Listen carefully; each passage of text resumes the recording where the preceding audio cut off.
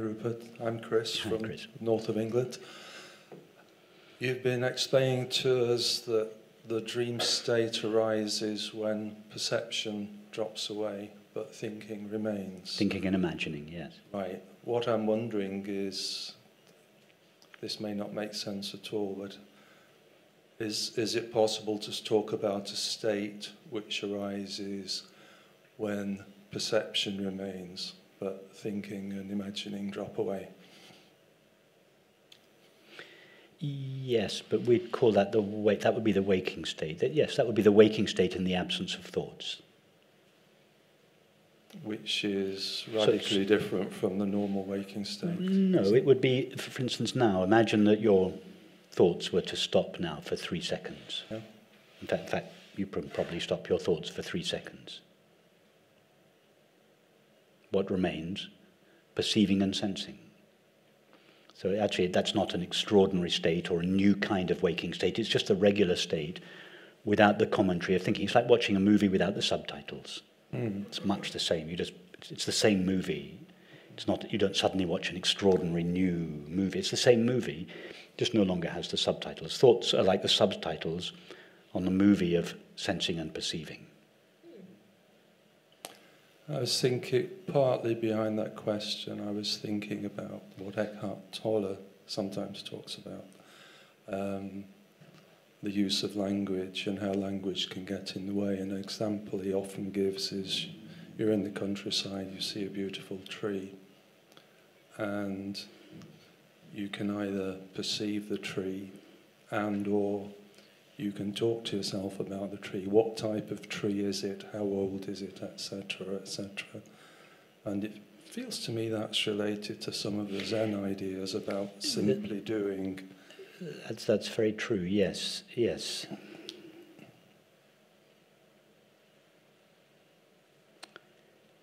Yes, if you take the one infinite, indivisible reality, it puts on the headset of thinking and perceiving. Perceiving refracts the one reality and makes it appear as many things.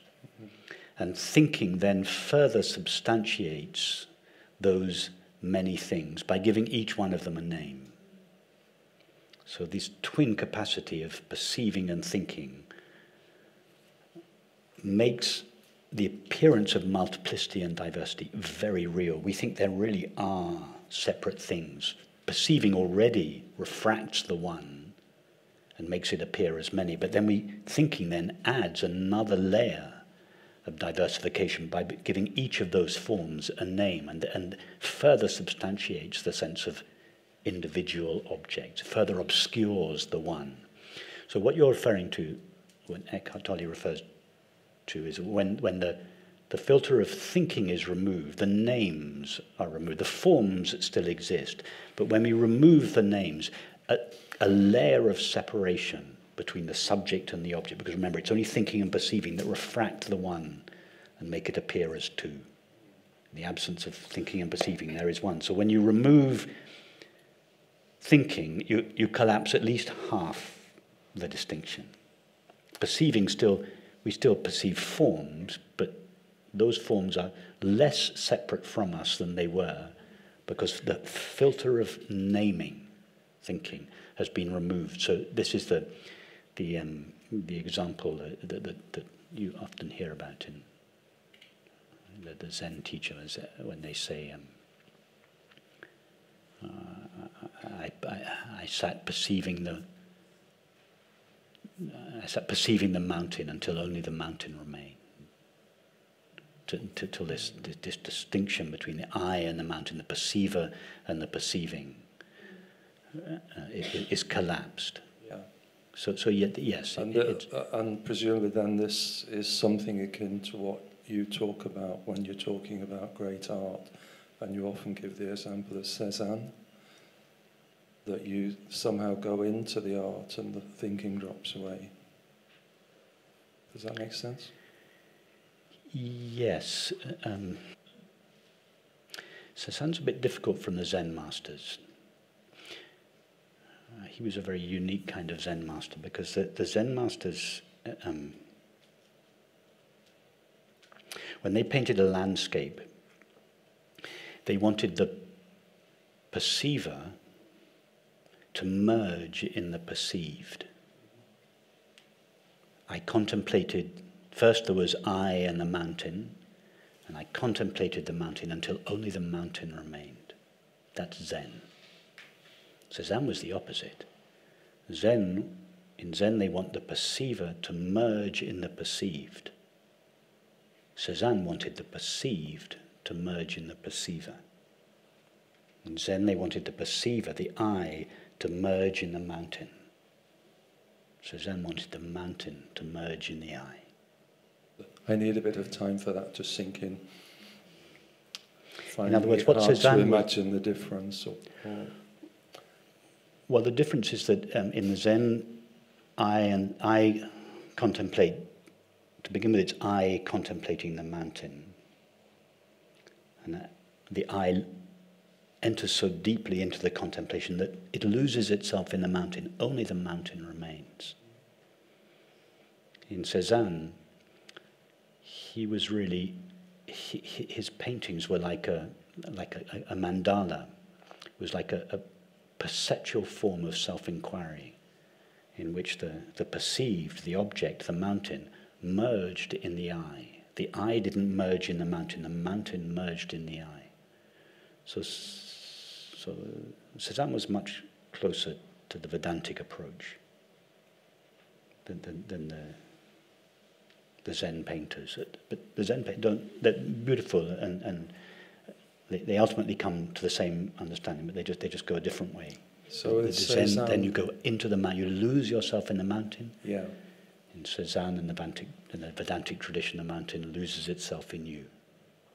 Yeah, so either the I or the mountain melts away. Yes, and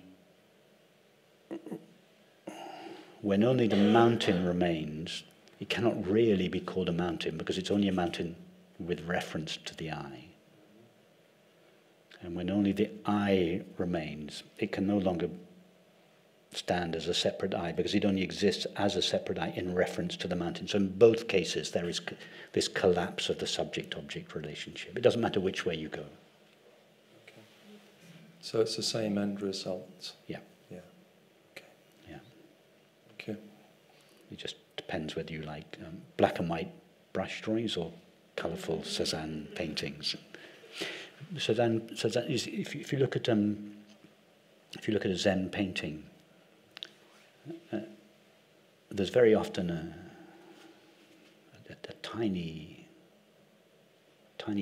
person or an empty space very often in the middle of the painting, and the painting takes you into that.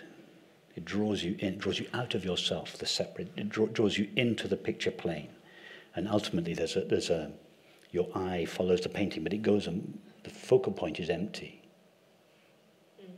So that's the way of Zen. Cezanne's painting is different. Up to Cezanne, painters used diagonal lines as vanishing points. You weren't aware of the diagonal line, but the line of trees, the road, the clouds.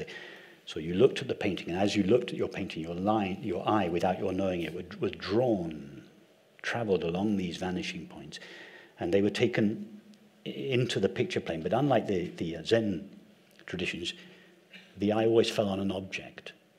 Traditionally, in the Zen paintings, there was an empty space in the middle, but in the Western tradition, there was always an object at the end of the vanishing point. So Cezanne got rid of the diagonal lines. So a viewer who was accustomed to entering into the painting, looking along the diagonal lines and being drawn towards the object, there was nowhere for the eye to go. There was nothing for the eye to follow. There were no diagonal lines. So the eye was left without an object to attend to. And what happens to perceiving, or what happens to attention when it doesn't have something to fix it? It begins to sink back into its source. That's self-inquiry. And so that was what Cezanne was trying to do. He was trying to effect self-inquiry, but not through reason, as does the Vedantic tradition, through perception. It's the way of the artist. He was trying to effect self-inquiry, but through perceiving, so that you look at the paintings, the eye has nothing to fall on, the attention has nothing to go towards, and as a result it begins to sink back. It goes all the way back into its source of awareness. That's pure self-inquiry. But in the way of the artist, it's through perception. In the way of knowledge, it's through thinking. It's not really through thinking, but it's it's initiated by thinking. What is it that is aware of the object? That question takes you back towards the subject. Cezanne didn't ask that question intellectually. He took the senses on a journey, not into the picture plane towards the object, but invited the senses in the opposite direction, back towards the perceiver.